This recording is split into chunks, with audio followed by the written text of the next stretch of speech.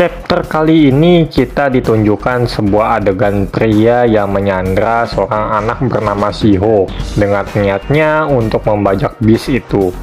Sekaligus memulai chapter ini dengan judul Bis. Supir bis yang ketakutan karena bisnya dibajak, nyatanya disuruh untuk tenang oleh si pria itu, serta menyuruhnya untuk tetap mengemudi dengan komando dari si pria itu. Dari bangku penumpang, Shiratori berteriak. Ia berjalan maju mendekati si pria sambil memakinya karena mengganggu perjalanan bisnisnya. Si pria itu memperingatkan Shiratori karena tak patuh terhadap apa yang ia katakan. Bahkan menyindir Shiratori dengan mengatakan binatang buas. Shiratori sendiri tak gentar dan menganggap pistol yang dipakai si pria itu adalah pistol mainan. Nyatanya, apa yang dikatakan Shiratori membuat pria itu membuktikan apa yang diucapnya tak benar dengan menembaknya yang akhirnya membuat semua penumpang di dalam bis itu panik ketakutan. Pria itu kembali mengancam kepada semua orang di sana untuk tidak berbuat macam-macam atau tembakan kedua akan dilepas ke kepala Shiho. Si nenek menangis dan memohon kepada si pria itu untuk melepaskannya. Tetapi si pria berkata untuk tak khawatir karena ia sendiri masih waras dan tidak gegabah. Diketahui pula nama pria itu adalah Natsume Keigo, seorang mahasiswa lulusan dari Universitas Wasegawa. Nah, Mas Keigo ini bilang untuk mengikuti apa yang ia katakan. Jika ngeyel, maka nggak menutup kemungkinan bakal bernasib sama seperti Shiratori. Melihat semua kejadian itu, Ikuo merasa mengalami kesialan. Di saat mereka ingin menyelidiki Shiratori, justru nasib mereka malah menjadi tawanan pembajak bis. Ikuo juga menyesal tak menyiapkan pistol ketika ingin melakukan operasi penyamaran. Di tengah kebingungan Ikuo, tiba-tiba Hibino bangkit dan ia mengenalkan dirinya sebagai seorang polisi, yang membuat Ikuo terkejut. Mas Keigo sendiri senang. Ia pertama kali mengetahui ada seorang polisi di dalam bis itu, apalagi polisinya manis kayak Hibino. Lanjut, lalu Hibino meminta Keigo untuk melepaskan Shiho.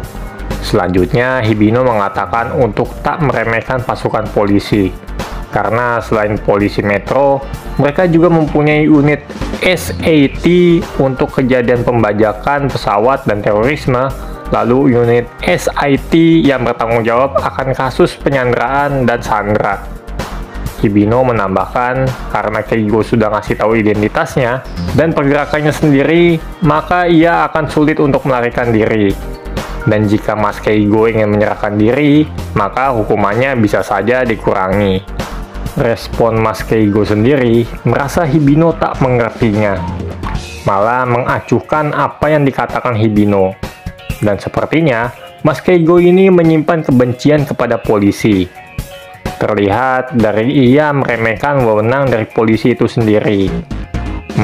Mungkin Mas Keigo inilah sosok pria yang mengirim ancaman email di chapter kemarin itu. Lanjut, Mas Keigo menyuruh Pak Sopir untuk nanti berbelok arah. Di samping itu, Hibino membuat penawaran untuk melepaskan Shiho dan menjadikan ia sebagai sandera pengganti.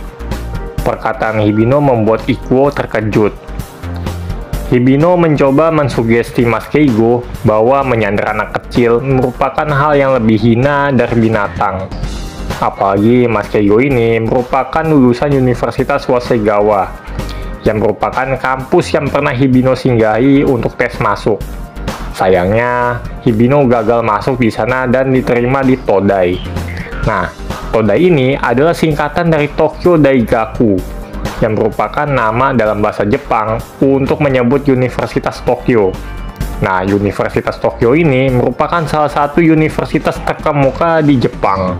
Dalam hatinya, Hibino berusaha untuk menciutkan nyali si Mas Keigo dengan mengadu mekanik antara alma mater kampus Tokyo dengan kampus Wasegawa. Akhirnya, Mas Keigo setuju untuk berganti sandera. Sebelum itu, Hibino berbisik kepada Ikuo untuk melaporkan kejadian ini dan mempercayai Ikuo akan menyelamatkannya. Latar berpindah ke kantor Divisi 2, di mana Ketua Mishima menerima telepon dari Ikuo untuk memberi laporan tentang kejadian pembajakan bis dan Hibino disandra. Meskipun Ikuo tak mengetahui tujuan Keigo membajak bis, tetapi Ikuo memberikan semua informasi yang ia tahu kepada Ketua Mishima. Saat teleponnya selesai, Ketua Mishima menarik nafas untuk berteriak kepada bawahannya untuk bergegas kerja. Semua petugas di Divisi 2 dengan sibuknya menyiapkan semua perlengkapan dan informasi tentang profil dan kejadian pembajakan bis tersebut. Ketua Mishima sendiri tak ingin kejadian ini terdengar hingga kantor pusat, karena bakal rumit untuk kedepannya. Ia pun memohon kepada Ikuo dan Hibino agar bersabar sebentar lagi. Kembali ke bis, suasana semua penumpang di sana termasuk keadaan Shiratori menjadi suram dengan penuh ketakutan. Hibino memohon untuk menutup luka Shiratori agar ia tak tewas. Tetapi Mas Keigo tak peduli.